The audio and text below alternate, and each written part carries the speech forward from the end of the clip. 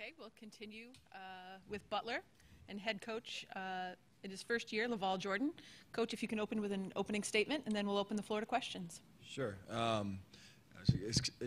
It's exciting to be obviously a part of the NCAA tournament. Very proud of our group for earning this opportunity, and it's been I think a unique experience just to be back at Butler and alma mater and lead this team and this program. So proud of our seniors, for their leadership to get us to this point. I think they've grown a ton. Our entire team has grown and learned a ton, in our season along the journey. And so it all culminates here. This is where you want to be at the end of it. So we're looking forward to the opportunity. We've had a couple of good days, I think, of preparation. We'll finalize some things today and try to compete, with our greatest energy tomorrow when it matters. Coach Tom Davis, Fort Wayne News Sentinel. You've been in the tournament as a player, as an assistant, and now in a new role as the head coach. What's different about taking a program to the tournament as far as just being part of a program? Well, I don't know if it's different. I think at each role that you're playing, obviously, when you're a player, it's what you dream of, getting to the NCAA tournament, competing for a national title. But I think the same thing when I decided to become an assistant coach and now being a head coach, that is definitely the end in mind. And I think just trying to you lose some control as a coach. You can't make a shot, you can't make a play, you can't guard anybody. And so you're trying to just make sure our team is as prepared as possible. And our staff does a great job. Our assistant coaches have been phenomenal since Selection Sunday up until today. And so you're just trying to make sure that they know what to expect so they can play with free minds and great energy. Nick Petrovich, Toledo Blade. Coach, the Butler job came open in mid-June, which is definitely later than normal. How surprised were you when it came open, and then what let you and your new staff kind of build trust with these guys to keep Butler being a tournament team? Yeah, I think June is a unique time for turnover in this profession, and so that was definitely a surprise. I was here last year in Detroit with our Milwaukee team, and we fell just a little bit short of being at this point, and so.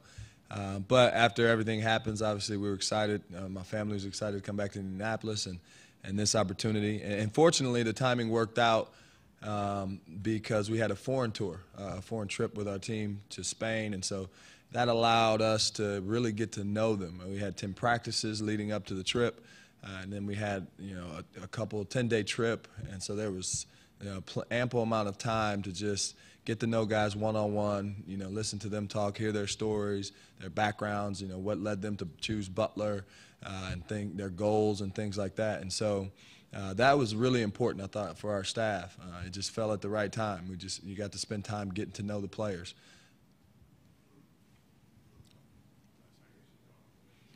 LaVall, Bob Kravitz, NBC in Indianapolis. You guys struggled at the end of the regular season. Do you think your team took something out of that experience? Did they grow from that experience? Yeah, Bob. I've been proud of this group throughout this entire journey for their mindset, and it's been a growth mindset. I think there's a humility about them, where they want to learn. They know that they don't think they know it all, and so it's allowed us from day one to just teach, and that's been the most fun part. It's just been teaching, and there's been questions along the way. Obviously, some things we're doing are new. A lot of things we're doing are kind of Butler standard principles.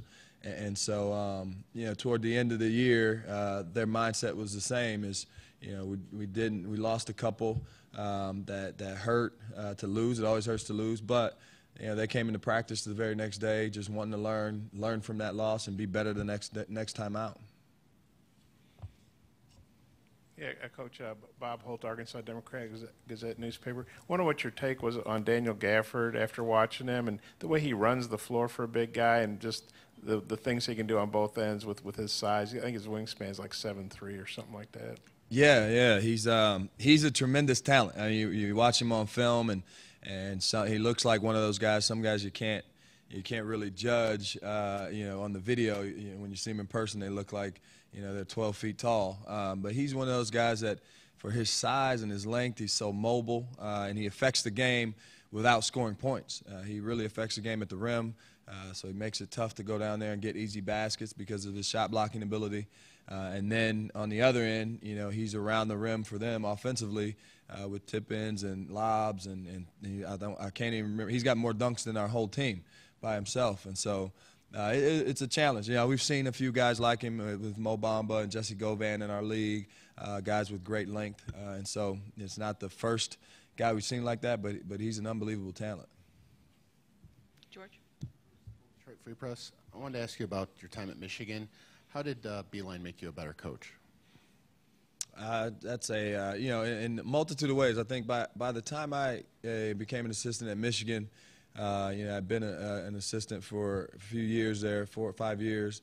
And so Coach was, having always been a head coach is extremely unique. And so just being underneath him and learning how to run a program. Obviously, teaching the game is one thing, but I feel like I had great mentors and our coaches at Butler that I played under and then coached under in terms of basketball itself. But he's never been an assistant, and so all the decisions that you have to make, the presence that you have to have, the constant messaging that you have to do, handling all the other things outside of the team was something that I think he's a tremendous CEO outside of brilliant basketball mind, and so on top of the management piece, it was learning the concepts from him with offense and spacing and some of those things as well. But I think my biggest takeaway was running a program.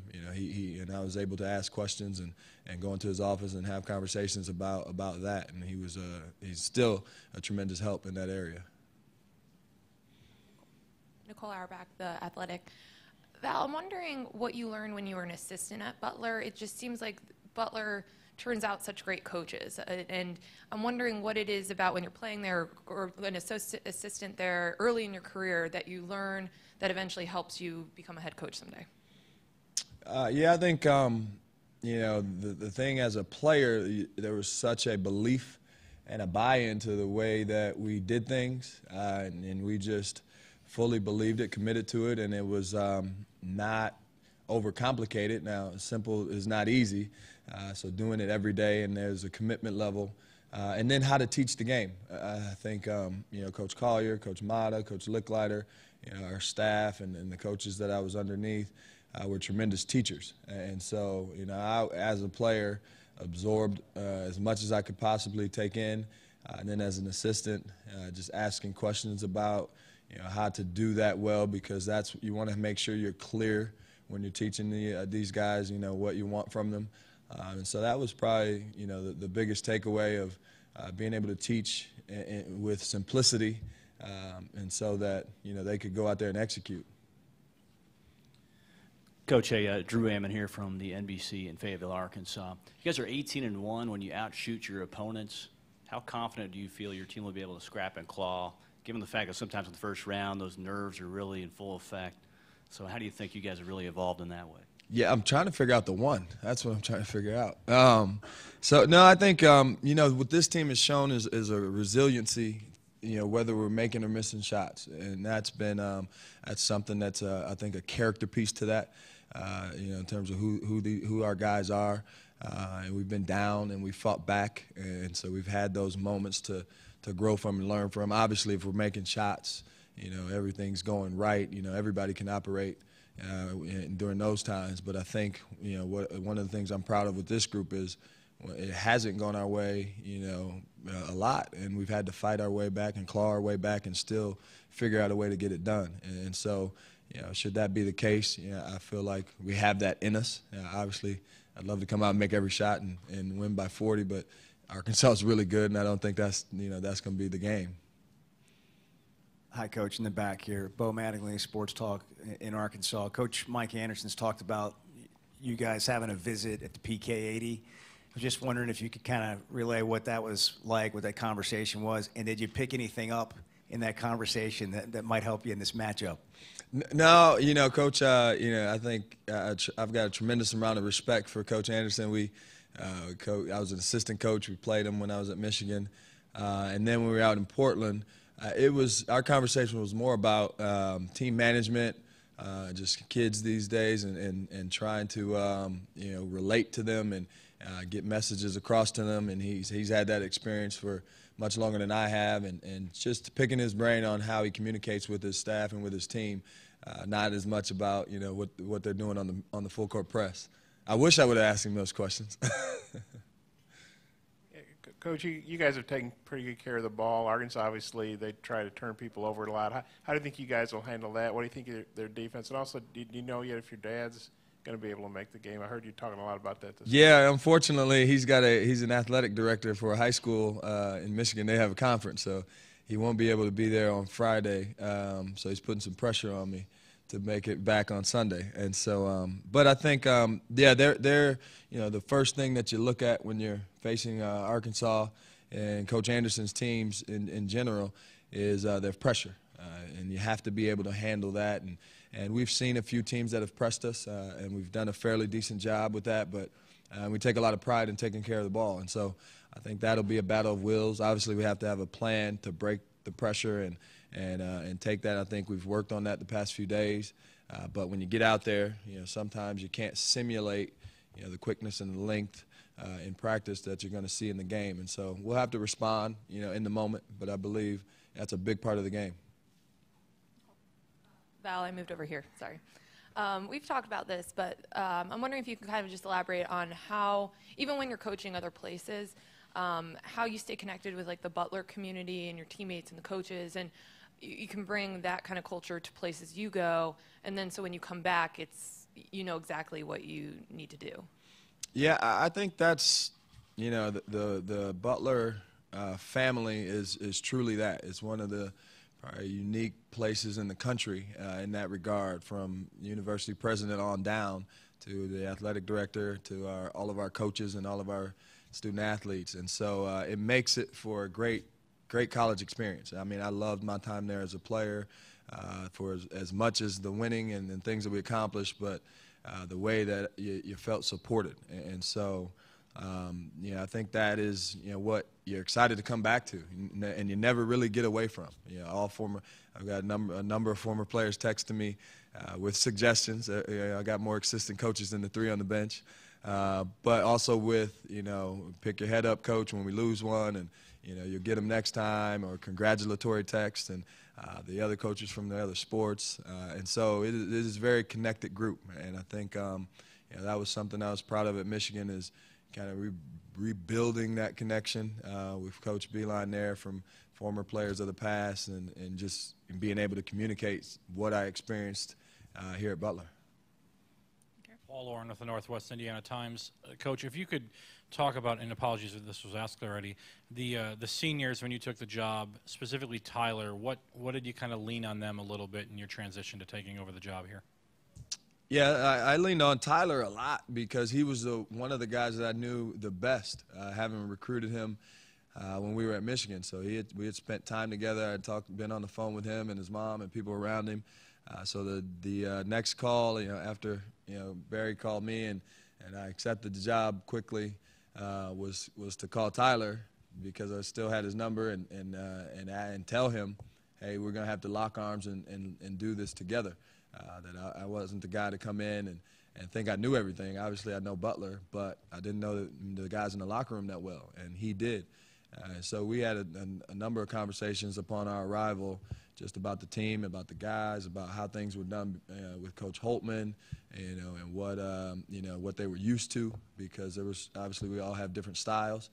So he's been a tremendous arm of leadership for myself and for his teammates. Josh Doring, Butler Collegian. Coach, when you first saw that you were playing in Detroit, what was your reaction? What does it mean to you to be playing in your home state and to be able to stay in the Midwest? Well, I was excited to see our name in the tournament. I think that's, that reaction was, it was just, okay, now we're in. Wherever they send us, we're ready to go, and we'll see who we're going to play against. And obviously, with Detroit, being at home in Michigan, my grandparents can make it. They're not too far away, over in Auburn Hills area. So that was exciting. And then I think our Butler community, a lot of them will be able to to drive up and be here for the weekend. And so that'll be great for our guys to, get that amount of support, and I think we'll have a good turnout. Indianapolis, WTHR. What are you wearing on your right? Yeah, what do those say? One says open practice, so we're going to have that in a minute. And this one says stay positive. Okay. Then there's two. One is Seth. We adopted a young man with our program through the Friends of Jacqueline Foundation, Seth Dennison. So his is prayers for Sethy boy. And this one is Joel Cornett's famous quote, we are still here. So just things that, kind of come along the way that you want to remember and keep things in perspective. Yeah, this is kind of coincidence. I started following your Butler Blue Dog mascot last year because it was kind of funny. Seems like everybody in Indiana gets their picture taken with that dog. I've seen your picture with them a lot of times. How big a deal is that dog to you guys? Is that just kind of a cool These guys mascot? don't sit on the plane. No, he's obviously it's I think an iconic mascot. He's a part of the family, and so it's good when we can have him on the trips. And I know he's more popular than me. Coach, Arkansas has got a smaller backcourt with a couple of 6'3" guys and a 6-foot guy, and I know you flipped between Paul and Sean depending on matchups and all that. How will, if you go with Sean or when Sean's in the lineup, how will you handle the matchup personnel-wise with him, maybe on a 6-foot point guard like Anton Beard? Yeah, we had some conversation leading into the game. That's a good question. Just about how we wanted to match and which was better on both sides of the basketball, and I think both guys are ready. Obviously, Sean's got good length and can challenge, and he's one of our better rebounders, so that helps us because they're a pretty good rebounding team, and they've got length and athleticism. But then with Paul, you can help, better ball handler to help make the press, and obviously smaller and quicker to chase guys around in their motion offense. And so, I think both will obviously play a healthy amount of minutes, starting versus not starting. I don't know if it matters as much because they both give us, something really good on both sides of the ball. And we'll take a last question down here. Yeah, LaVall, you were gone from Butler, I guess, about a decade after you left the staff in 2007. When you got back to campus and resumed as coach, what did you notice changes did you notice not only with the basketball program but even more specifically, the university and the campus? Well, just there's more buildings than there were when I was there. There's a new dorm, a new communications building. There's another new dorm being rebuilt, and so those were the obvious standouts. It's like it looks a little different. It's still Butler, and it's similar to what I experienced, but it's definitely not the same. And then Hinkle Fieldhouse has had great renovations. Coach Collar's done a good job, and people have contributed to make Hinkle have a renewed feeling to it. And so you walk around and just aesthetically, it looks a little different. And obviously, when you look up there and see the Big East banner hanging in Hinkle, that's a lot different than the old MCC that I played in. And so it was exciting just to knowing what you could offer students as they come to visit and show them around and point some things out that we feel like are unique and special. Okay, we're going to let Coach get to practice. Coach, congrats on a Thank great you. year, and good luck tomorrow. Thanks a lot. I don't know. I don't think he's here. I don't know if he's going to make the trip or not. Good luck. Yeah, they will.